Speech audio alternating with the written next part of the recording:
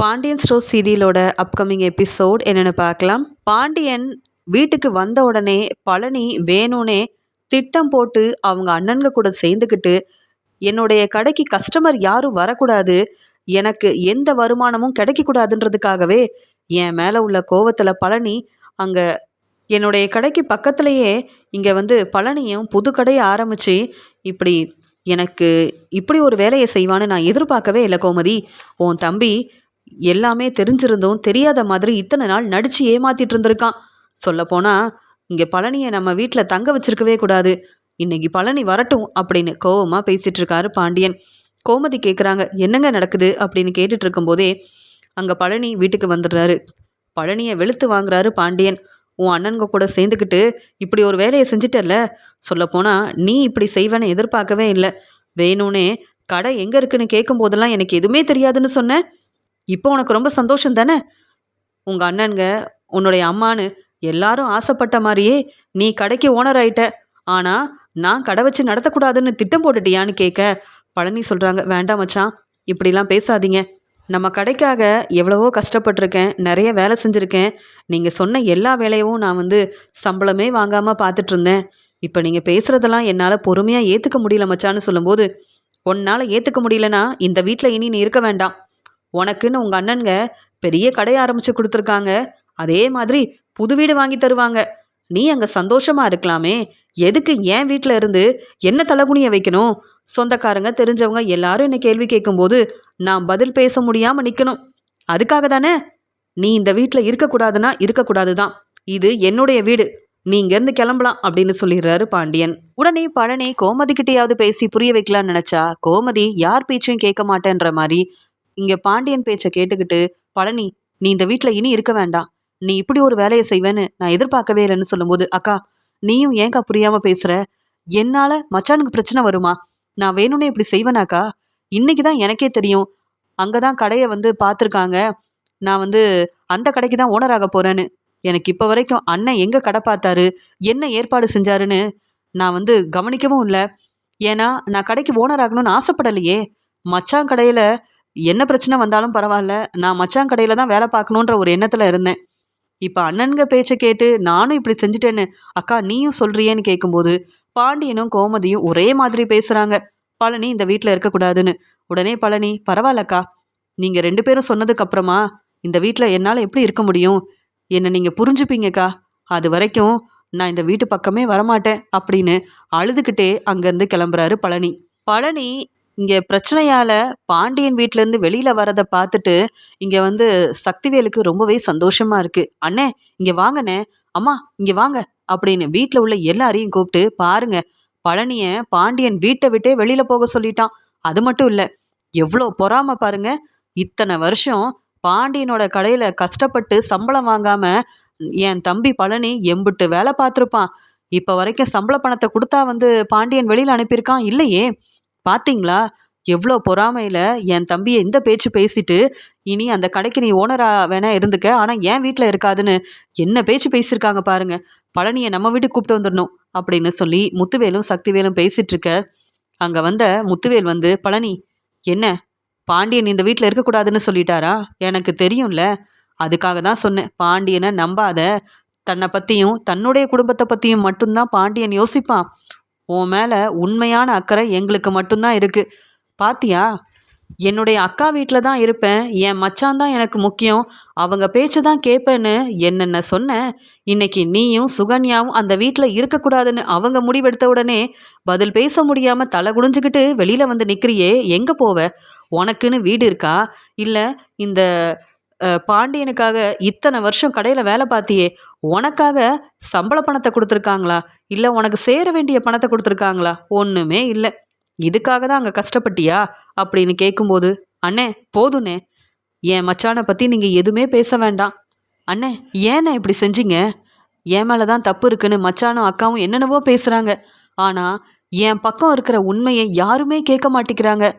நான் வேணும்னே எனக்கு அங்கே தான் கடை வேணும்னு சொன்னேனா? கடையை ஆரம்பிக்கும் போதே நான் சொன்னேன், எதுக்காக என் பேச்சை கேட்காம என்ன கேட்காம இங்கே நீங்கள் கடையை ஆரம்பிச்சிங்க? உங்களுக்கு வேற இடமே கிடைக்கலையான்னு கேட்டேன். நீங்கள் மச்சான தலகுனியை வைக்கணும், மச்சானோட கடைக்கு பிரச்சனை செய்யணுன்றதுக்காக என்னை வச்சு நீங்கள் திட்டம் போட்டு இப்போ என் நிலமையை பார்த்தீங்களா? என்ன எல்லாரும் தப்பாக புரிஞ்சுக்கிட்டு என் வீட்டில் இனி நீ இருக்கவே வேண்டான்னு மச்சான் பேசிட்டாரு. இப்படிலாம் நடக்கணும்னு நீங்கள் ஆசைப்பட்டீங்களா அப்படின்னு கேட்க உடனே சுகன்யா சொல்கிறாங்க, என்ன பேசுகிறீங்க? உங்கள் அண்ணனுங்க நமக்காக எவ்வளோ பெரிய கடையை ஆரம்பித்து கொடுத்துருக்காங்க. இதெல்லாம் உங்கள் மச்சானுக்கு பிடிக்கல, பொறாமையில பேசிகிட்டு இருக்காங்க. என் அக்கா தான் முக்கியம், நான் கடைக்கு ஓனரானா என் அக்கா ரொம்ப சந்தோஷப்படுவாங்கன்னு பேசுனீங்கல்ல, இப்போ புரியுதா? இவங்களோட லட்சணம் என்னன்னு இப்போ தெரியுதா? இந்த வீட்டில் தான் இத்தனை வருஷமாக இருந்திருக்கீங்க. உங்களை பார்த்து சந்தோஷப்படலை, நீங்கள் பெரிய கடைக்கு ஓனர் ஆயிட்டீங்கன்னு இங்கே வீட்டில் உள்ள யாருமே சந்தோஷப்படலை. உங்களை நிற்க வச்சு கேள்வி கேட்குறாங்க. இனி இந்த வீட்டில் இருக்கவே கூடாது. உங்கள் அண்ணனுங்க சொல்கிறது சரிதானே? இவ்வளோ பேசுகிறாரே உங்கள் மச்சான், இத்தனை வருஷமாக கடையில் வேலை பார்த்த உங்களுக்கு சம்பள பணத்தை கொடுத்துட்டுல அனுப்பியிருக்கணும். அதை பற்றி பேசவே இல்லை பார்த்தீங்களா அப்படின்னு சுகன்யா பேசுனதுக்கு அப்புறமா, நீங்கள் எங்கள் அம்மா வீட்டுக்கு வரணும், இல்லையா நான் உங்கள் அண்ணனுங்க வீட்டுக்கு வரணும். நீங்களே ஒரு நல்ல முடிவாக எடுங்க. நம்மளுக்கு எங்கே போவோம் என்ன செய்வோன்னு யோசிக்காம தங்குறதுக்கு இடம் இல்லைன்றதுக்காக உங்கள் மச்சான் நம்மளை அவர் வீட்டிலேருந்து போக சொல்லியிருக்கலாம். ஆனால் நமக்கும் இடம் இருக்குங்க, நம்ம எங்கே வேணாலும் போகலாம். என் வீட்லேயும் உங்களை ரொம்ப நல்லா பார்த்துப்பாங்க, உங்கள் அண்ணனுங்க வீட்லேயும் என்ன ரொம்ப நல்லபடியாக பார்த்துப்பாங்கன்ற நம்பிக்கை எனக்கு இருக்குது. இப்போ எங்கே போகணும்னு சொல்லுங்கள், நம்ம கிளம்பலாம்.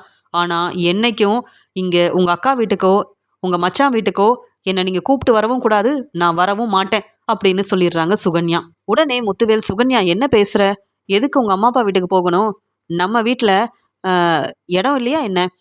இங்கே பழனிக்காகவே புது வீடெல்லாம் நாங்கள் வாங்கி தரோம். எங்கள் பேச்சை பழனி கேட்டால் மட்டும் போதும். இத்தனை வருஷம் இங்கே பாண்டியன் வீட்டில் இருந்து பெருசாக என்ன உங்களுக்கு நல்லது நடந்தது? ஒன்றும் இல்லை. இப்படி தலை குனிஞ்சு அவமானப்பட்டு தான் நிற்கிறீங்க. இதுக்கு தான் முன்னாடியே சொன்னேன், எங்கேயும் போக வேண்டாம், நம்ம வீட்லேயே இரு. என்ன இருந்தாலும் நாங்கள் உன்னுடைய அண்ணனுங்க, உனக்கு என்ன தேவைன்னு நாங்கள் பார்த்து பார்த்து செய்வோம். ஆனால் பாண்டியன் தன்னுடைய பையன்களுக்கு நல்லது நடக்கணும், அவங்க நல்ல பிஸ்னஸ் செய்யணும், முன்னேறி வரணும்னு நினைக்கிற பாண்டியன் உன்னை பற்றி யோசிக்காம என் வீட்டில் இருக்காதுன்னு சொன்னதுக்கப்புறமா நீ எதையும் யோசிக்க வேண்டாம், நம்ம வீட்டுக்கு வா. அம்மா, பழனியை நம்ம வீட்டுக்கு வர சொல்லுங்கம்மா அப்படின்னு சொல்கிறாரு முத்துவேல். உடனே அப்பத்தாவும், பழனி நீ எங்கேயும் போக வேண்டாம், ஏதோ ஒரு கோவத்தில் பாண்டியன் இப்படி பேசியிருக்கலாம், நம்ம வீட்டுக்கு வா. நம்ம வீட்டில் தங்க உனக்கு எல்லா வசதியும் இருக்குது. நீ இங்கேயே இருந்து உன்னுடைய கடையை நல்லபடியாக பார்த்துக்க. யார் பேச்சையும் நீ கேட்க வேண்டாம். இதுக்கு தான் முன்னாடியே சொன்னேன், உன்னை நம்பி சுகன்யா வந்திருக்கா, அவளையும் நல்லபடியாக பார்த்துக்கணும்.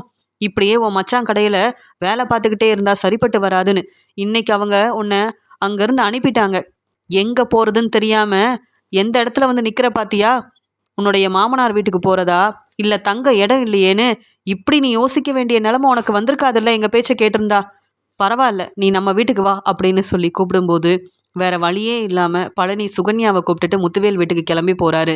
முத்துவேல் வீட்டுக்கு போன பழனி யார்கிட்டையும் பேசாமல் ரூமில் உட்காந்து யோசிக்கிறாரு. ரொம்பவே மனசு வேதனையோடு அழ ஆரம்பிக்கிறாரு. அக்காவும் மச்சானும் இப்படி பேசுவாங்கன்னு நான் எதிர்பார்க்கவே இல்லை. அது மட்டும் இல்லை, நான் எங்கே போவேன் அப்படின்னு யோசிக்காம என் வீட்டில் இருக்காத பழனின்னு சொல்லிட்டாங்களே.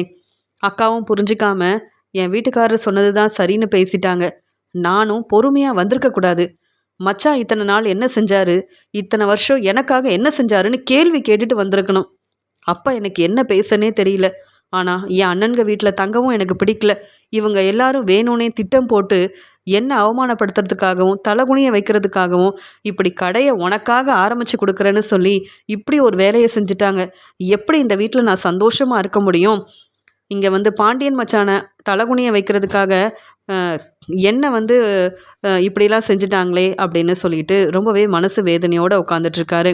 அந்த சமயம் இங்கே சுகன்யா வராங்க. காஃபி எடுத்துக்கோங்க அப்படின்னு சொல்கிறாங்க. எனக்கு எதுவுமே வேண்டாம், என்கிட்ட யாரும் பேசவும் வேண்டாம் அப்படின்னு சொல்லும்போது, என்ன சொல்கிறீங்க? எவ்வளோ பெரிய வீட்டில் வசதியாக வாழ வேண்டிய நாம் அந்த பாண்டியன் வீட்டில் கொஞ்சம் கூட வசதியே இல்லாமல் நம்ம பொறுமையாக இருந்தது தாங்க பெரிய தப்பு. உங்கள் அக்கா மேலே எவ்வளோ நம்பிக்கை வச்சுருந்தீங்க. உங்கள் மச்சான் எல்லார் முன்னாடியும் நீ தான் பணம் எடுத்தியா பழனின்னு கேட்டப்பவே நம்ம அந்த வீட்டிலேருந்து வந்திருக்கணும். போனா போதுன்னு உங்கள் மச்சானுக்கு நீங்கள் சப்போர்ட் பண்ணிவிட்டு அந்த வீட்டில் இருந்ததால தான் இப்போ வரைக்கும் பழனியை என்ன வேணாலும் பேசலான்னு நினச்சிருக்காங்க. ஏங்க, நீங்கள் கேள்வி கேட்டிருக்கணுமா வேண்டாமா? உங்கள் அக்கா கூட அந்த வீட்டில் நீங்கள் எத்தனை வருஷமாக இருக்கீங்க? உங்களுக்காக அவங்க 2 பேரும் என்ன செஞ்சுட்டாங்க? நீங்கள் பொறுமையாக அமைதியாக வந்திருக்கவே கூடாதுங்க. நம்ம வீட்டை விட்டு வந்துட்டோம், ஆனாலும் கேட்க வேண்டிய கேள்வி நிறையா இருக்குங்க. உங்கள் மச்சானை எங்கே பார்த்தாலும் நீங்கள் சும்மா விடக்கூடாது. அவர் செஞ்சது தப்பு தான்னு புரிய வைக்கணுங்க அப்படின்னு சொல்ல, போதும் சுகன்யா, என் முன்னாடி என் அக்காவை பற்றியும் மச்சானை பற்றியும் நீ பேசவே கூடாது. ஏன்னா அவங்க என்னை ரொம்ப நல்லா பார்த்துக்கிட்டாங்க. இப்போ கடைக்கு தங்கமயிலும் மாணிக்கமும் வந்ததுக்கப்புறமா தான் என் மச்சான் எல்லார் முன்னாடியும் தேவையில்லாமல் என்னை பேச ஆரம்பித்தார். அப்போல்லாம் பொறுமையாக தான் இருந்தேன். அதெல்லாம் என் மச்சாங்கிட்ட நான் கேட்டது கூட கிடையாது. நான் இதன் மூலமாக மனசு வேதனைப்படுவேன்னு என் மச்சான் நினச்சதும் கிடையாது. ஆனாலும் என் மச்சான் மேலே எனக்கு இப்போவும் மதிப்பு மரியாதை நிறையா இருக்குது. நீ அவங்கள பற்றி பேசாத. சரியான நேரம் வரும்போது நான் என்ன கேட்கணுமோ என் மச்சாங்கிட்ட தெளிவாக அந்த கேள்வியெல்லாம் கேட்பேன் அப்படின்னு சொல்லி அனுப்பிடுறாரு. சுகன்யா யோசிக்கிறாங்க, எப்படியோ பிரச்சனை வந்த உடனே எனக்குன்னு என் வீட்டுக்காரருக்குன்னு புது கடையும் கிடச்சிருச்சு. நான் நினச்ச மாதிரியே இங்கே முத்துவேல் வீட்டுக்கும் வந்துட்டோம். இனி வசதியாக நான் இருக்கலாம் அப்படின்னு இங்கே சுகன்யா நினச்ச மாதிரியே முத்துவேல் வீட்டுக்கு வந்ததால் இனி இந்த வீட்டில் என்னை வேலை செய்யவும் விட மாட்டாங்க. எனக்கு தேவையான எல்லாமே கிடைக்கும். இனி பழனி அந்த கடையை பார்த்துக்கலனாலும் அந்த கடையை பொறுப்பாக பார்த்துப்பேன். எனக்கு அந்த கடை மூலமாக நல்ல வருமானம் வந்தால் போதும். பாண்டியன் தலை குனிஞ்சா எனக்கு என்ன, அவமானப்பட்டு நின்னா எனக்கு என்ன? எங்களை அந்த வீட்டில் இருக்கக்கூடாதுன்னு பாண்டியன் சொன்னதுக்காகவே கண்டிப்பாக கிடைச்ச புது கடைக்கு நானே ஓனராக இருந்து புது வீடும் வாங்க தான் போகிறேன். இதெல்லாம் பார்த்துட்டு பாண்டியன் எப்பயும் போல் பொறாமப்படட்டும். என்ன பேச்சு பேசினார் அந்த பாண்டியன் அப்படின்னு பாண்டியன் மேலே ரொம்பவே கோபமாக இருக்காங்க சுகன்யா. பழனி யோசிக்கிறாரு, எனக்கு அந்த கடையே வேண்டாம். புது கடைக்கும் போக பிடிக்கல. அந்த கடையால் தானே இவ்வளோ பிரச்சனை வந்தது. இங்கே அக்காவும் மச்சானும் என்னை தப்பாக நினச்சாங்க. அதனால் அந்த கடை பக்கமே போகக்கூடாது. என் அண்ணன்க ஆரம்பித்த கடையை அவங்களே பார்த்துக்கிட்டோம். என்னால் முடிஞ்ச வேலையை செஞ்சு சுகன்யாவை எப்படி பார்த்துக்கணும்னு எனக்கு தெரியும். அது மட்டும் இல்லை, என்கிட்ட இப்போ பணம் இல்லை தான். ஆனாலும் சின்ன சின்னதாக ஏதாவது ஒரு வேலையை செஞ்சு கிடைக்கிற பணத்தை வச்சு நானும் பிஸ்னஸ் செய்ய தான் போகிறேன். ஆனால் யாருடைய உதவியும் இல்லாமல் என்னாலையும் கடையை ஆரம்பிக்க முடியும்னு என் மச்சானுக்கும் என் அண்ணன்களுக்கும் முதல்ல நான் புரிய வைக்கணும். அதுக்கப்புறமா நான் இவங்ககிட்ட பேசிக்கிறேன். அது வரைக்கும் யாரையும் நான் பார்க்கவும் வேண்டாம், பேசவும் வேண்டாம் அப்படின்னு சொல்லிட்டு என்ன செய்யன்னு தெரியாமல் கோயிலுக்கு போன பழனி அங்கே உட்காந்து யோசனை பண்ணிகிட்ருக்காரு. எனக்கு ஏன் இப்படி ஒரு நிலமை? என் மச்சான், அக்கா, இங்கே என் அக்கா பசங்கன்னு எல்லார் கூடயும் அந்த வீட்டில் சந்தோஷமாக இருந்தேன். எவ்வளவோ பிரச்சனை வந்தப்போ கூட நான் என் மச்சானை எதிர்த்து பேசினதில்லை. என்னை நிற்க வச்சு மச்சான் கேள்வி கேட்டப்போ கூட நான் எதிர்த்து பேசினா அவர் மனசு வேதனைப்படுமேன்னு பதில் பேசாமல் இருந்தேனே. என்ன புரிஞ்சிக்காம மச்சான் இப்படி அங்கேருந்து அனுப்பிட்டாரே. நானே விரும்பி வெளியில் வரணும்னு நினச்சிருந்தா கூட என் அக்காவும் மச்சானும் என்னை அங்கேருந்து விடவே மாட்டாங்கன்னு அவ்வளோ நம்பிக்கையாக இருந்தேனே. இப்படி நடந்துருச்சே, மச்சான் என்னை புரிஞ்சிக்கவே இல்லையே அப்படின்னு யோசிக்கும்போது கோமதி, பாண்டியன் வீட்டில் உள்ள எல்லாருமே அங்கே கோயிலுக்கு வந்திருக்காங்க. அந்த சமயம் கோமதி இங்கே பாண்டியன் கிட்ட சொல்கிறாங்க, என் தம்பி பழனி இருக்காங்க அப்படின்னு சொல்ல, வேணும்னா பேசிட்டு வா அப்படின்னு சொல்லும்போது, என்னங்க நீங்கள் இன்னும் பழனி மேலே கோவமாக தான் இருக்கீங்களா அப்படின்னு கேட்கும்போது, கோமதி, இதுக்கு மேலே பழனிக்கிட்ட பேச ஒன்றுமே இல்லை. என்னை மட்டும் பழனி ஏமாத்தலை, நம்ம குடும்பத்தையே நம்ப வச்சு ஏமாத்திருக்கான். அப்படி இருக்கும்போது பழனிக்கிட்ட பேசணும்னு நினச்ச யாரும் என் வீட்டு பக்கமே வர வேண்டாம், புரியுதான்னு கேட்க உடனே கதிர் சொல்கிறாங்க, அது எப்படி? உங்களுக்கும் மாமாவுக்கும் பிரச்சனைனா நீங்கள் பேசாமல் இருங்க. நீங்கள் பேசின பேச்சால தான், உங்களால் தான் மாமா இப்போ அவங்க அண்ணனுங்க வீட்டில் தங்கியிருக்காரு. நீங்கள் கொஞ்சம் பொறுமையாக இருந்திருக்கலாம்ல. என்னன்னு முதல்ல பழனி மாமா கிட்ட கேட்டு தெரிஞ்சிருக்கலாம், பேச விட்டுருக்கலாம்.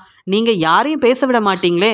எங்கள் பக்கம் என்ன உண்மை இருக்குன்னு கேட்டு தெரிஞ்சிருந்தா நம்ம வீட்டில் இவ்வளோ பெரிய பிரச்சனை வந்திருக்காது. பழனி மாமா மேலே எந்த தப்பும் இருக்காது அப்படின்னு கதிர் சொல்கிறாரு. போதும் போதும், யாரும் பழனிக்கு சப்போர்ட் பண்ண வேண்டாம், யாரும் பழனிக்கிட்ட பேசவும் வேண்டாம். கோமதி எல்லார்கிட்டையும் சொல்லி வைன்னு சொல்லும்போது உடனே கதிரும், நான் பேச தான் செய்வேன், யார் பேச்சும் என்னால் கேட்க முடியாது அப்படின்னு கதிர் ரொம்ப கோபமாக பேசுகிறாரு. நான் கோயிலுக்கு வந்திருக்கேன், கொஞ்சம் நிம்மதியாக இருக்கலான்னு வந்திருக்கேன். இங்கேயும் இந்த பழனியை பார்க்க வேண்டியதாக இருக்குது அப்படின்னு பாண்டியன் பேசின உடனே இங்கே பழனி சொல்கிறாரு, மச்சான், நானும் நிம்மதியாக இருக்க தான் வந்தேன், ஆனால் நீங்கள் வருவீங்கன்னு எதிர்பார்க்கல மச்சான்னு சொல்ல, இப்போ என்ன சொல்ல வர? உனக்கு என்ன பிரச்சனை? அதான் உங்கள் அண்ணனுங்க வீட்டுக்கு போயிட்டல சந்தோஷமா, அப்புறம் என்ன அப்படின்னு கேட்கும்போது, என்ன மச்சான் பேசுகிறீங்க? நான் சந்தோஷமாக எங்கள் அண்ணனுங்க வீட்டுக்கு போனேனா? இல்லை மச்சான், எங்கே போகிறதுன்னு தெரியாமல் கொஞ்சம் கூட என்கிட்ட பணம் இல்லையேன்னு ரொம்பவே பதட்டமாக அங்கேருந்து வெளியில் எங்கே போகிறதுன்னு தெரியாமல் போயிருக்கேன். எங்கள் அண்ணனுங்க வீடு இருந்தும் நான் உங்கள் வீட்டில் தானே மச்சான் இருந்தேன். என் அண்ணன்களுக்குன்னு எவ்வளவோ பிஸ்னஸ் இருக்குது, மில்லு இருக்குது, கடை இருக்குது. ஆனாலும் உங்கள் கடையில் தானே மச்சான் வேலை பார்த்தேன். நான் சந்தோஷமாக இருக்கிறதா நீங்கள் நினைக்கிறீங்களா? இல்லை மச்சான், என் மச்சானும் அக்காவும் என்னை புரிஞ்சுக்காம இப்படி பேசிட்டாங்களே, மறுபடியும் என் அண்ணன்க வீட்டில் வந்து இருக்கக்கூடிய நிலைமை எனக்கு வந்துருச்சேன்னு, என் மேலே எந்த தப்பும் இல்லைன்னு என் மச்சான் முன்னாடி பேசக்கூட முடியலையே, என் மச்சான் என்னை பேச விடாமல் அனுப்பிட்டாரேன்னு நான் வந்து யோசிச்சு யோசிச்சு சாப்பிட முடியாமல் கஷ்டப்பட்டு தான் மச்சான் இங்கே வந்து உக்காந்துட்ருக்கேன். ஆனால் நீங்கள் என்னடானா சந்தோஷமாக உன் அண்ணன்க வீட்டுக்கு போயிட்டியான்னு கேட்குறீங்களே. நான் விரும்பியே அங்கேருந்து வந்தேன். நீங்கள் தானே இந்த வீட்டில் இருக்கக்கூடாது, என்னுடைய வீட்டில் இருக்கக்கூடாதுன்னு சொன்னீங்க. நான் யாரையும் ஏமாத்தலை மச்சான், நீங்கள் தான் மச்சான் என்ன ஏமாத்திட்டீங்க அப்படின்னு சொன்ன உடனே, என்னது கோமதி பாத்தியா பழனி எப்படி பேசுகிறான்னு, இத்தனை வருஷமாக என்னை எதிர்த்து பேசாத பழனி இப்போ பேசிகிட்டு இருக்கான், நான் பழனியை ஏமாத்திட்டேனா அப்படின்னு ரொம்ப கோவமாக பேச, உடனே கதிரும், மாமா என்ன சொல்ல வரீங்களோ அப்பா கிட்ட தெளிவாக பேசுங்க மாமா. அப்பா கூட அப்பா பேசும்போது பதில் பேச முடியாமல் இருந்தீங்கன்னு சொல்லும்போது, இல்லை மாப்பிள்ள, உங்கள் அப்பா என்னைக்கு நம்மளை பேச விட்டுருக்காரு, நான் உண்மையை சொல்லணும்னு நினைக்கும் போதெல்லாம் பேசாத பழனி அப்படின்னு சொல்லி பேச விடவே மாட்டாரே. அப்புறம் எப்படி என் பக்கம் இருக்கிற உண்மையை நான் சொல்ல முடியும், எப்படி நான் புரிய வைக்க முடியும் மாப்பிள்ள. அதனால தான் கிடைச்ச நேரத்தில் உண்மை எல்லாத்தையும் புரிய வைக்கணும்னு நினச்சிட்டேன் அப்படின்னு சொல்ல, நீ என்ன சொன்னாலும் அதை நான் கேட்க தயாராகவே இல்லைன்னு சொல்கிறாரு பாண்டியன். எப்படி மச்சான் உங்களால் மட்டும் இப்படிலாம் பேச முடியுது, உங்கள் வீட்டில் இத்தனை வருஷமாக இருந்திருக்கேன், எனக்காக ஏதாவது வேணும்னு நான் விரும்பி கேட்டிருக்கேனா, இல்லை நீங்கள் எனக்காக இதெல்லாம் செஞ்சு கொடுக்கணும்னு கேட்டிருக்கேனா, இல்லையே. உங்கள் பசங்க எல்லாரும் தன்னுடைய படிப்பெல்லாம் முடிச்சுட்டு தனக்கு பிடிச்ச வேலையை செய்யணும், பிஸ்னஸ் செய்யணும்னு நினச்சப்ப உங்கள் பசங்களுக்காக ஒவ்வொன்றையும் பார்த்து பார்த்து செஞ்சீங்க. உங்களுக்கு பிடிக்கலனாலும் செந்திலுக்கு உதவி செஞ்சீங்க, கதிரோட பிஸ்னஸ்க்கு உதவி செஞ்சீங்க. ஏன் எப்படியும் இந்த கடையை சரவணனுக்கு கொடுப்பீங்கன்னு எனக்கு தெரியும். அந்த கடையில் இத்தனை வருஷமாக வேலை பார்த்த எனக்குன்னு என்ன செஞ்சீங்க? என் அண்ணன்களாவது என் உங்கள் மேலே உள்ள கோவத்தில் எனக்கு கடையை வச்சு கொடுக்கணுன்னாவது நினச்சாங்க. நீங்களும் அக்காவும் எனக்காக ஏதாவது செய்வீங்கன்னு நானும் எதிர்பார்த்தேன். கல்யாணத்துக்கு முன்னாடி தான் நான் எதுவுமே உங்ககிட்ட கேட்கல, எதையும் எதிர்பார்க்கல. ஆனால் சுகன்யா என்னை நம்பி அந்த வீட்டுக்கு வந்த அந்த வீட்டு மருமக சுகன்யா வந்ததுக்கு அப்புறமா சுகன்யாவுக்கு தேவையானதெல்லாம் வாங்கி கொடுக்கறதுக்கு கூட உங்ககிட்ட தானே பணம் கேட்டு நிற்கணும். அப்போ இத்தனை வருஷம் வேலை பார்த்த இங்கே வந்து பழனிக்கு சம்பளம் கொடுக்கணுன்ற எண்ணம் உங்களுக்கு வந்ததா? நீங்கள் யோசிச்சிங்களா என்னை பற்றி அப்படின்னு கேட்க, இங்கே வந்து பாண்டியன் தலை குனிஞ்சு நிற்கிறாரு. உடனே கோமதியும், ஏன் நான் இருக்கேன்ல, என்கிட்ட கேட்டு நீ பணத்தை வாங்க வேண்டியதானே, நான் உன்னுடைய அக்கா தானே அப்படின்னு சொல்லி கேட்கும்போது, அக்கா அதுக்காக எனக்காக வேணும், இங்கே சுகன்யாவுக்காக பூ வாங்கி கொடுக்கணும், இங்கே சுகன்யாவுக்கு புது துணி வாங்கி கொடுக்கணும்னு ஒவ்வொன்றையும் உன்கிட்ட கேட்டு கேட்டு நான் வாங்கிட்டு இருக்க முடியுமா?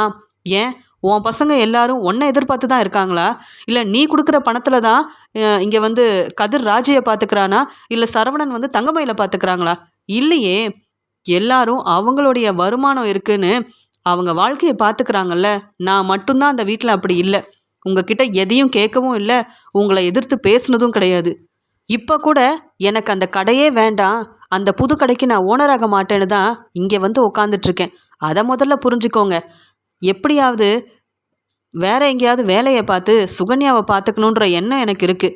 ஆனால் உங்கள் கடைக்கும் வரமாட்டேன், என் அண்ணன்க எனக்காக ஆரம்பித்து கொடுத்த அந்த கடை பக்கமும் நான் போக மாட்டேன். நீங்கள் என்ன எவ்வளோ தப்பாக புரிஞ்சுக்கிட்டாலும் நான் உங்களுக்கு நல்லது மட்டும்தான் மச்சான் செய்வேன். நம்ம கடைக்கு ஒரு பிரச்சனை வரும்னா கண்டிப்பாக அந்த கடைக்கு நான் ஓனர் ஆகவே மாட்டேன் மச்சான். அதை முதல்ல புரிஞ்சுக்கோங்க. நான் வேலைக்கே போகாமல் சம்பாதிக்காமல் இருந்தாலும் பரவாயில்ல, உங்களுக்கு பிரச்சனை வர்றதுக்கு நான் வந்து விடவே மாட்டேன் அப்படின்னு சொல்லும்போது கோமதி கண் கலங்கி அழ ஆரம்பிக்கிறாங்க. அக்கா நீ ஏங்கா அழுகிற? நான் உங்களெல்லாம் இப்படி நிற்க வச்சு கேள்வி கேட்கணும்னு நினைக்கலக்கா. என்னை பற்றியும் நீங்கள் புரிஞ்சுக்கணும், என் நிலைமை என்னன்னு தெரிஞ்சுக்கணும். தங்கமயிலோட அப்பாவும் கடைக்கு வந்ததுக்கப்புறம் மச்சான் அவங்கள ரொம்பவே நம்பினாரு. கடையில் என்ன பிரச்சனை வந்தாலும் எல்லாரும் முன்னாடி என்ன கேள்வி கேட்க ஆரம்பிச்சாரு. மாணிக்கம் தங்கமயில்னு அதை பார்த்து அவ்வளோ சந்தோஷமாக இருந்தாங்க. அப்போ என்னை பற்றி மச்சான் யோசிக்கணும்லக்கா. கடையில் பணம் இல்லை, பணத்தை யார் கொடுத்தாங்கன்னு கேட்காம பழனி நீ தான் அந்த பணத்தை எடுத்தியான்னு உடனே என்கிட்ட கேள்வி கேட்பாரு. ஏன் கடைக்கு புதுசாக வந்த தங்கமயிலையும் உங்கள் சம்மந்தியவும் கேள்வி கேட்கணுன்ற எண்ணம் ஏன் மச்சானுக்கு வரல? இல்லை சரவணனை கேள்வி கேட்டிருக்கலாம், இல்லை மச்சானே யோசனை பண்ணியிருக்கலாம். இத்தனை வருஷமாக பழனி அந்த கடையில் வேலை பார்க்கும்போது இப்படி ஒரு வேலையை செஞ்சதே இல்லையே, நம்ம பழனிக்கிட்ட இப்படி ஒரு கேள்வியை கேட்குறோமேன்னு யாருமே நினைக்கலல்ல. எனக்காக யாரும் அப்போ சப்போர்ட் பண்ணவும் இல்லைல்ல. அப்போ நான் எப்படிக்கா உங்கள் கடையில் வேலை பார்க்க முடியும்? அதனால் அண்ணன்க வீட்டில் இருந்தாலும் நான் புது கடைக்கு வேலைக்கு போக போகிறதும் கிடையாது, அந்த கடை என்னுடைய கடையும் கிடையாது, எனக்கு அந்த கடை வேண்டவும் வேண்டாம். நீங்கள் என்னை நல்லா பார்த்துக்கிட்டீங்கன்னு நம்பிக்கையோடு இருந்தேன். ஆனால் நீங்கள் பேசின பேச்சிலேயே தெரிஞ்சிருச்சு மச்சான், நீங்கள் உங்கள் வாழ்க்கை முக்கியம், உங்கள் குடும்பம் முக்கியம்னு இருந்திருக்கிறீங்க. என்னை பற்றி யோசிக்கல. நான் எப்பயும் போல் கடையில் வேலை பார்க்குற ஒரு ஆளாக தான் இருந்திருக்கேன். அதனால தான் இப்படியெல்லாம் பேசிட்டீங்க. செந்தில் அந்த வீட்டை விட்டு போகணும்னு சொன்னப்போ கூட அந்த வீட்டில் செந்தில் இருக்கணும்னு நீங்கள் நினச்சிங்க. செந்தில் எவ்வளவோ பேசியிருக்கான், உங்களை எதிர்த்து பேசியிருக்கான், பிரச்சனை செஞ்சுருக்கான். ஆனால் உங்கள் பையனை நீங்கள் விட்டு கொடுக்கணும்னு நினைக்கல. செந்திலாக தான் உங்களை புரிஞ்சுக்காம புது வீட்டுக்கு போனான். ஆனால் நீங்கள் என்னை உங்கள் பையனாக நினச்சிருந்தா இப்படி அனுப்பியிருப்பீங்களா? இப்படி பேசியிருப்பீங்களா? இல்லைல்ல. நான் உங்கள் குடும்பத்தில் ஒரு ஆளாக நீங்கள் நினைக்கல. அதனால தான் இப்படி ஒரு முடிவெடுத்தீங்க. என்னை பேச விடலை. என் பக்கம் இருக்கிற உண்மையவும் நீங்கள் கேட்டு தெரிஞ்சுக்கல. உங்கள் கடையில் வேலை பார்க்கறதுக்காக பழனி தேவைப்பட்டப்ப நீங்கள் என்ன புரிஞ்சுக்கிட்டீங்க. உங்கள் கடைக்கு வேலை பார்க்க தங்கமயிலும் மாணிக்கமும் வந்ததுக்கப்புறம் நான் வேண்டான்னு நினச்சிட்டீங்க போல. அதனால தான் என்கிட்ட சரியாக நீங்கள் என்னன்னு கூட கேட்காம நீங்களா ஒரு முடிவெடுக்க ஆரம்பிச்சிட்டிங்க. எல்லார் முன்னாடியும் என்னென்னவோ பேசி என்னை தலைகுனிய வச்சிங்க. ஆனால் இனி அந்த ஒரு வேலையை உங்களால் செய்ய முடியாது. ஏன்னா உங்கள் கடைக்கும் நான் வரப்போகிறது கிடையாது. என் அண்ணன்க எனக்கு ஆரம்பித்து கொடுத்த கடையில் நான் ஓனராக இருக்க போகிறதும் கிடையாது. இனி எனக்காக யாரும் வேண்டான்னு முடிவெடுத்துட்டேன் மச்சான். என்னை நம்பி வந்த சுகன்யாவை எப்படி பார்த்துக்கணும்னு எனக்கு தெரியும். உங்கள் வீட்டு பக்கமே வரமாட்டேன். கவலைப்படாதீங்க. இங்கேருந்து நான் கிளம்பிடுறேன். சந்தோஷமாக கோயிலுக்கு வந்தீங்க. இப்படி நான் பேசணும்னு நினைக்கல. ஆனால் நீங்கள் பேசின பேச்செல்லாம் என்னால் தாங்கிக்க முடியல. உங்கள் மேலேயும் தப்பு இருக்குன்னு நீங்கள் புரிஞ்சுக்கணும்ல. இத்தனை நாள் அந்த வீட்டில் நான் சந்தோஷமாக இல்லை, உங்களால் எவ்வளவோ கஷ்டப்பட்டிருக்கேன்னு புரிஞ்சிக்க வேண்டாமா? இங்கே கடையில் நடக்கிற ஒவ்வொரு பிரச்சனையும் வீட்டில் சொல்கிறது, எல்லார் முன்னாடி என்னை தலைகுனிய வைக்கிறது, பழனி தான் பணத்தை எடுத்திருப்பான்னு பேசுனீங்கல்ல, அதெல்லாம் யோசித்து எத்தனை நாள் வீட்டில் சாப்பிட முடியாமல் கஷ்டப்பட்டிருக்கேன்னு எனக்கு தான் தெரியும். ஆனால் இப்போ நிம்மதியாக என்னால் முடிஞ்ச வேலையை செஞ்சு எனக்கு வர வருமானத்தை வச்சு சந்தோஷமாக என் வாழ்க்கையை பார்த்துப்பேன். இனி உங்கள் முன்னாடி வரவும் மாட்டேன், உங்ககிட்ட பேசவும் மாட்டேன் மச்சான் அப்படின்னு பேச வேண்டியதெல்லாம் பேசிட்டு ரொம்ப கோவமாக அங்கேருந்து கிளம்பி போயிடுறாரு பழனி. பழனி பேசின பேச்செல்லாம் நினச்சி பார்த்துட்டு இங்கே கோமதி ரொம்பவே அழுகுறாங்க. பாண்டியன் தலை குனிஞ்சு நிற்க உடனே கதிர் சொல்கிறாங்க, மாமா சொல்கிறதெல்லாம் இப்போவாது புரியுதா? பழனி மாமா மேலே எந்த தப்பும் இல்லை. இது எல்லாமே முத்துவேல் சக்திவேலோட திட்டம்தான். அவங்க வேணும்னே திட்டம் போட்டு கடையை ஆரம்பித்து கொடுத்து இப்படி ஒரு பிரச்சனை வரும், பழனி நம்ம வீட்டுக்கு வருவான்னு அவங்க நினச்சது எல்லாமே நடந்ததுக்கு காரணம் நீங்கள் தான்ப்பா. கொஞ்சம் பொறுமையாக இருந்திருக்கலாம். என்ன இருந்தாலும் பழனி மாமா பெரிய கடைக்கு ஓனராக இருக்காரு அப்படின்ற சந்தோஷத்தில் நீங்கள் எதுவுமே பேசாமல் இருந்திருக்கலாம். உங்களால் தான் பழனி மாமா இவ்வளோ மனசு வேதனையோடு கிளம்பி போயிருக்காரு. இப்போ நீங்கள் நிம்மதியாக சந்தோஷமாக இருங்க. அதான் உங்கள் கடையை பார்த்துக்க இங்கே தங்கமயில் அண்ணியும் மாணிக்கமும் இருக்காங்கல்ல, அவங்களால கண்டிப்பாக நீங்கள் ஏமாந்து போய் நிற்க போகிறீங்க. அப்போ உங்களுக்கு பழனி மாமாவோட அருமை பெருமை என்னன்னு தெரிய வரும். கடையில் வேலை பார்க்க இங்கே தங்கமயில் அண்ணியும் மாணிக்கமும் இருக்கிறதுனால இப்போ பழனி மாமா கடைக்கு வரலன்னா பரவாயில்லன்னு நினைக்கிறீங்கல்ல. பழனி நம்ம எல்லாரையும் ஏமாத்திட்டான்னு பேசுனீங்கல்ல, இனி மாணிக்கத்தால் ஏமாந்து போய் நிற்பீங்க. அப்போ நான் உங்ககிட்ட பேசிக்கிறேன். யாரை நம்பணும் நம்பக்கூடாதுன்னு இப்போ வரைக்கும் உங்களுக்கு தெரியலப்பா. நான் எப்பயும் பழனி மாமாவுக்கு தான் சப்போர்ட் பண்ணுவேன். உங்கள் பேச்செல்லாம் என்னால் கேட்க முடியாது அப்படின்னு பாண்டியன் மேலே உள்ள கோவத்தில் இங்கே கதிர் இவ்வளோ கோவமாக பேச பாண்டியன் பதில் பேச முடியாமல் தலை குனிஞ்சு நிற்கிறாரு. பழனி பேசின பேச்சால் கதிர் என்ன கேள்வி கேட்குறான், இதெல்லாம் எனக்கு தேவையா அப்படின்னு பழனி மேலே ரொம்பவே கோவமாக இருக்காரு பாண்டியன்.